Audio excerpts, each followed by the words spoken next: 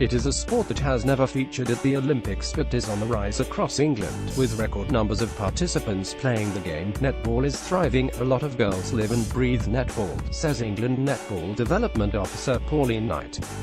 So what has caused the boom in the sport? A surge in Super League has played a part, according to Knight, along with the success of the national team, who are ranked third in the world. It's not just a women's game anymore. A men's equivalent Nets is gaining global recognition. This could give the game the final seal of approval at Olympic level, with England head coach Tracy Neville suggesting the sport needed more male players in order to do so. Raising the profile of female sport in general is always a challenge. Australia and New Zealand would disagree because there it's played equally by both genders, said Neville. That's only the case in pockets in the UK. Obviously, to increase male participation in netball would increase the chances of it being included in the Olympics. The numbers speak for themselves. There was a 44% increase in participation at grassroots level in the last year, with nearly 30,000 players pounding the courts across England. One city where netball is thriving is Birmingham.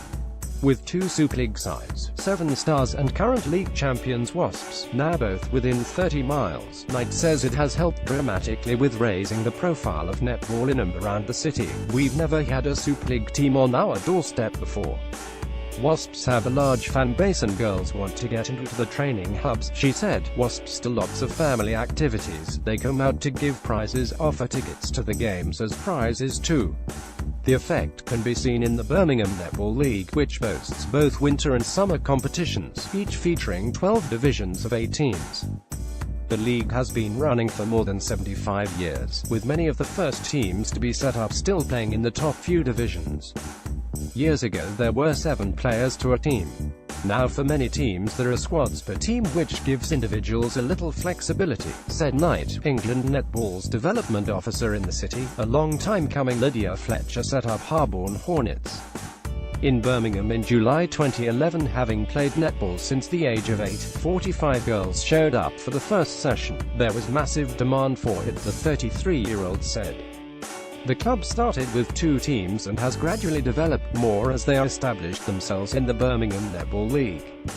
And now Fletcher, the Hornets chairperson, witnesses hundreds of women playing each weekend, with Hornets contributing 6 teams to the league. It's so empowering to see all these women doing something they love, she said. As a PE teacher, Fletcher knows perhaps more than most about the challenge of raising netball's profile at grassroots level. At school we play Fast 5 a lot. The kids love it when you say, that goal is worth 6 points.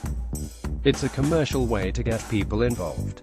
She also agrees that the Super League has helped raise the profile of netball among the masses. The netball socials we go and see Wasps play, I watch a lot on TV. It really helps give it netball credibility. Tamsin Greenway is a complete idol of mine. I don't know what I'd do if I met her, she joked. I spotted a Wasps player the other week and I was totally fangirling, and that's how it should be. If you spotted a rugby player, it'd be the same. There's been a big boom in the last 5 years. It's been a long time coming. Media playback is not supported on this device. Netball's boom in numbers, and it is not just women getting involved. Men are playing across the Pacific, and it seems it is gaining interest in England. Indoor netball, or nets, a version of the game played in netted courts where the ball is never out of play, has women's, men's and mixed teams competing across the globe, with the England women and under-18 sides world champions. Jack Huxley, 22, started playing 3 years ago and thinks men playing netball will start to filter through. People say it's a women's sport, but they can think what they want. It's so fast and exciting to watch, he said. At school I never played netball, so I think that probably has to change for it to become the norm and not be seen as just a women's sport. Netball in a nutshell: there are 7 players who each have their own position and can only move in certain areas of the court. Only 2 players, the goal shoot and the goal attack, can score, and they must be inside the goal semicircle. A match is split into 4 quarters of 15 minutes. Players are not allowed to run when they are in possession of the ball. England netball initiatives have attracted more women of different ages and abilities back into the game, including walking netball, the sport's fastest growing program. It is netball, but, as the name suggests, at a slower pace. The game has been designed so that anyone can play it regardless of their age or fitness level. Bev McIntosh, 51, discovered walking netball while recovering from cancer. I've had a year and a half battling with cancer and I needed something to get me moving again. I'd just finished chemotherapy. I saw a tweet for this group and thought it could get me moving again, she said.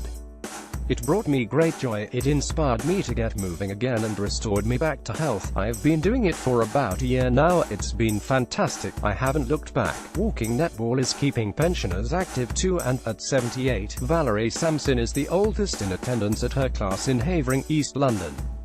She played netball until her late 30s but has always had a love of the game. It's harder because I want to run.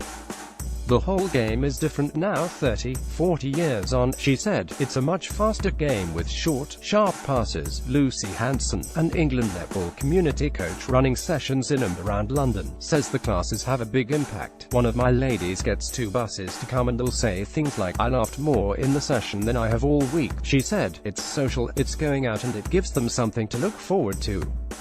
It just keeps them active. Back to Netball is another program providing a gentle reintroduction to the sport for those who have stopped playing, enticing 15,500 to return in 2016-17.